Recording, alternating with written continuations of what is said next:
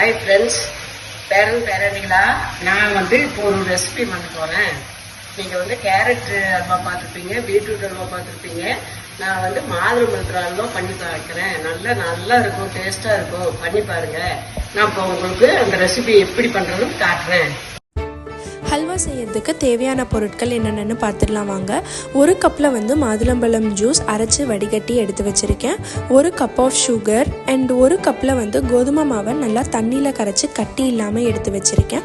தேவையான அளவு முந்திரி, பாதாம் அண்ட் திராட்சை, தேவையான அளவுக்கு நெய் எடுத்துக்கணும் அண்ட் தேவையான அளவு ஏலக்காய் தூள் எடுத்துக்கணும். இது செய்யறதுக்கு ஒரு அடிகனமான பாத்திரத்தில் 2 to 3 ஸ்பூன் ஆஃப் நெய் இட்டுட்டு அதில் நம்ம எடுத்து வச்சுருக்க முந்திரி, பாதாம், திராட்சை பழம் போட்டு நல்லா பொன்னிறமாக வர அளவுக்கு நல்லா வறுத்து எடுத்து வச்சுக்கணும் தனியாக. இந்த மாதிரி அல்வா பண்ணி கொடுக்குறப்போ பழங்களே சாப்பிட மாட்டேன் அப்படின்னு சொல்கிற எல்லாருமே பழங்களை இன்டேக் பண்ணுறதுக்கு ஒரு வாய்ப்பாக அமையும். ஸோ இது ரொம்ப டேஸ்ட்டாகவும் இருக்காது, ரொம்ப ஹெல்த்தியாகவும் இருக்கனால எல்லாருக்குமே ரொம்ப பிடிச்சிருக்கும். ஸோ கண்டிப்பாக நீங்களும் உங்கள் வீட்டில் ட்ரை பண்ணி பாருங்கள். ரெசிபீஸ் எல்லாமே கிராம் கவுண்டோட டிஸ்கிரிப்ஷன் பாக்ஸில் கொடுத்துருக்கேன், செக் பண்ணி பாருங்கள். நட்ஸ் எல்லாமே நல்லா வறுபட்டு வந்ததுக்கப்புறம் தனி கிண்ணத்தில் எடுத்து வச்சுட்டு நம்ம அரைச்சி வடிகட்டி வச்சுருக்க மாதுளம்பழம் சாறை அதே கிண்ணத்தில் ஆட் பண்ணிவிட்டு நல்லா கிளறி விட்டுக்கோங்க. ஓரங்கள் எல்லாமே எடுத்து விட்டு கிளறி விட்டுக்கோங்க. ஒரே ஒரு கொதி வந்ததுக்கப்புறம் நம்ம கரைச்சி வச்சுருக்க கோதுமை மாவு மிக்ஸை கொஞ்சம் கொஞ்சமாக ஒவ்வொரு ஸ்பூனாக உள்ளே ஆட் பண்ணிக்கோங்க. ஒன்றா ஆட் பண்ணிட்டீங்க அப்படின்னா கட்டிப்படுறதுக்கான சான்ஸ் நிறையா இருக்குங்க. அதனால கொஞ்சம் கொஞ்சமாக ஒவ்வொரு ஸ்பூனாக ஆட் பண்ணி நல்லா கிளறி விட்டுக்கிட்டே இருங்க. இந்த மாதிரி பண்ணுறப்போ கட்டிப்படாது, டேஸ்ட்டுமே நல்லா ரிச்சாக இருக்குங்க.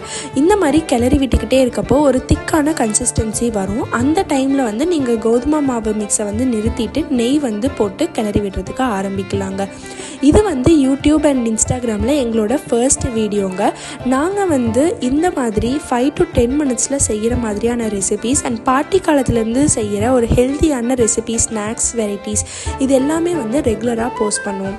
அதனால எங்களோட ஐடியா ஃபாலோ பண்ணி சப்ஸ்கிரைப் பண்ணி வச்சுக்கோங்க. உங்களுக்கு ரொம்ப யூஸ்ஃபுல்லாக இருக்குங்க.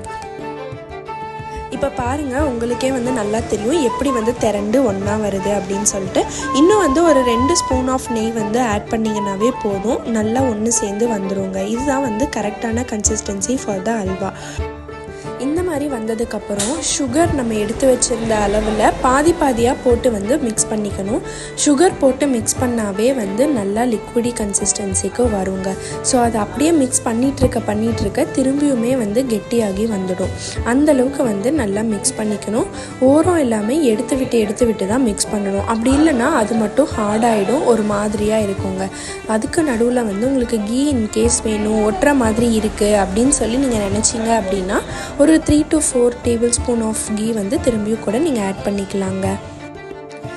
அவ்வளோதாங்க. இந்த மாதிரி பாத்திரத்தில் லைட்டாக ஒட்டாமல் வர அப்போவே ஏலக்காய் தூள் போட்டுட்டு நல்லா மிக்ஸ் பண்ணி கொடுத்துக்கோங்க.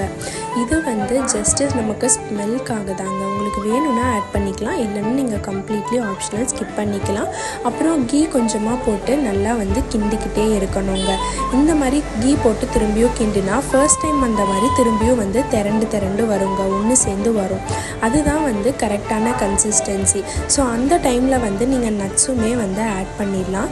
ஆட் பண்ணிவிட்டு நல்லா ஒரு மிக்ஸ் கொடுத்துக்கோங்க. நட்ஸில் ஃபுல்லாக கோட் ஆகணும் அல்வா. அந்தளவுக்கு நல்லா மிக்ஸ் கொடுத்துட்டீங்க அப்படின்னா அல்வா ரெடிங்க. ஒரு பவுலில் அப்படியே ட்ரான்ஸ்ஃபர் பண்ணிவிட்டு எல்லாருக்குமே சர்வ் பண்ணிங்கன்னா அவ்வளோ ரசித்து சாப்பிடுவாங்கங்க. என் பாட்டி அவங்க மருமகளுக்கு நானே தான் ஊட்டி விடுவேன் அப்படின்னு சொல்லிட்டு ஊட்டி விட்ட கதையெல்லாம் இங்கே தாங்க நடக்குது. அப்புறம் நானும் கொஞ்சம் டேஸ்ட் பண்ணி பார்த்துட்டு என் தங்கச்சிக்குமே கொஞ்சம் டேஸ்ட் பண்ண கொடுத்தாங்க. எல்லாருமே சூப்பராக இருக்குது அப்படின்னு சொல்லி தான் சொல்லியிருந்தாங்க. கண்டிப்பாக நீங்களும் ட்ரை பண்ணி பாருங்கள். எங்களோட யூடியூப் அண்ட் இன்ஸ்டாகிராம் சேனலை நீங்களும் சப்ஸ்கிரைப் பண்ணிக்கோங்க, ஃபாலோ பண்ணுங்கள். Thank you so much. பாய்.